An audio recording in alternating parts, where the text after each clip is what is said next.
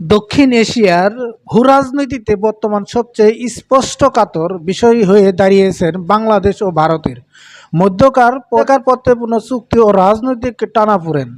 ভারত অবস্থানরত বাংলাদেশের সাবেক প্রধানমন্ত্রী শেখ হাসিনা এবং ইনকিলাব মঞ্চের আহ্বায়ক শরীফ ওসমান হাদির খুনিদের ফেরত নেওয়া নিয়ে অবশেষে মুখ খুলছেন দিল্লি। ভারতের পররাষ্ট্র মন্ত্রণালয়ের পক্ষ থেকে কি মেসেজ দেওয়া হলো, কেন দুই দেশের সীমান্তে ও কূটনৈতিক টেবিলে তৈরি হয়েছে এই জটিলতা, আজকের ভিডিওতে আমরা বিস্তারিত বিশ্লেষণ করব। ঘটনার সূত্রপাত ঢাকা দরবার থেকে সম্প্রতি ঢাকায় ভারতীয় হাই কমিশনার সাথে বাংলাদেশের প্রধানমন্ত্রী তারেক রহমান এক সৌজন্য সাক্ষাৎ অনুষ্ঠিত হয়। তবে এই সৌজন্য সাক্ষাতের পেছনে ছিল অত্যন্ত গুরুত্বপূর্ণ রাজনৈতিক বার্তা।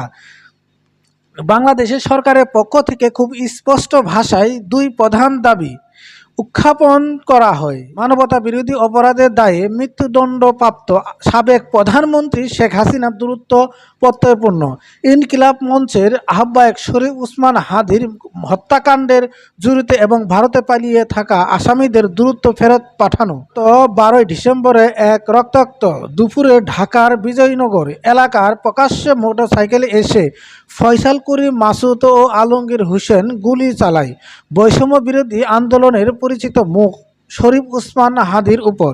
হাসপাতালে চিকিৎসাধীন অবস্থায় হাদি মারা যান। হত্যাকাণ্ডের পরে ঘাতকরা সীমান্ত পেরিয়ে ভারতে পালিয়ে আশ্রয় নেন। পরবর্তীতে চলিত বছরের শুরুতেই কলকাতা পুলিশ তাদেরকে গ্রেপ্তার করেন। কিন্তু এরপর থেকেই শুরু হয় দীর্ঘ আইনি জটিলতা ও কূটনীতিক টানাপোড়েন।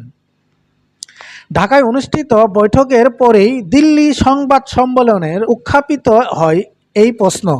ভারতের পররাষ্ট্র মন্ত্রণালয়ে নিয়মিত ব্রিফিংয়ে মুখপাত্র রণধীর জয়সওয়াল স্পষ্ট করে ভারতের অবস্থান ব্যক্ত করেন। তিনি জানান, হাদির হত্যাকাণ্ডের বিষয়টি বর্তমান আইনি তদন্তাধীন, আর শেখ হাসিনার প্রত্যর্পণের ক্ষেত্রে ভারতের নিজস্ব নির্ধারিত আইন ও যথাযথ প্রক্রিয়া অনুসরণ করা হবে। অর্থাৎ দিল্লির বার্তা দিল তদন্ত ও নিজস্ব আইনি কাঠামোর বাহিরে গিয়ে কোনো তড়িৎঘড়িত সিদ্ধান্ত তারা নেবে না। কূটনৈতিক বিশ্লেষকদের মতে আইনি বিধি ও তদন্তধীন অজুহাতে এই প্রত্যর্পণ প্রক্রিয়া দীর্ঘায়িত করার ইঙ্গিত দিচ্ছে ভারত।